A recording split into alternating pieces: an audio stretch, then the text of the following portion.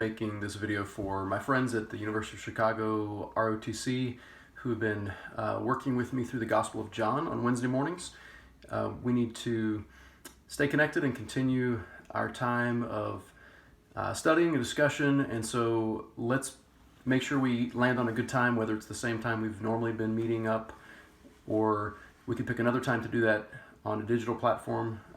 We have a Zoom account that we can use. So just to give one point of connection, we're going to be studying John's Gospel, chapter 11 next.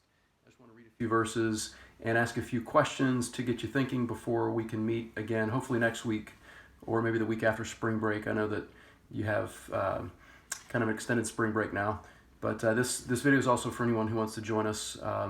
We'll be posting videos to the Living Hope Church Chicago YouTube channel. So without further ado, let me read a couple key verses just to get you thinking as we prepare for our next discussion.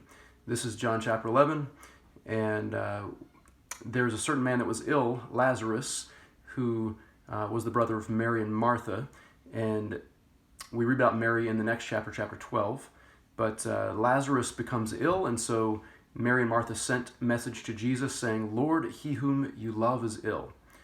But when Jesus heard it, he said, "This illness does not lead to death. It is for the glory of God, so that the Son of God may be glorified through it." Now Jesus loved Martha and her sister and Lazarus. So when he heard that Lazarus was ill, he stayed 2 days longer in the place where he was. And then as the story continues, Lazarus dies. And this brings up a great question that we'll be discussing about the connection between sickness, illness, even death. And at a time like the coronavirus pandemic, these are questions on our minds, of course, or they should be. And we wonder, what is God doing? What is his purpose in this? And this text is teaching us, as one point, that God's glory and his honor that he is seeking and gaining through even disease and death is not at the expense of, and it's not mutually exclusive to, his love for us.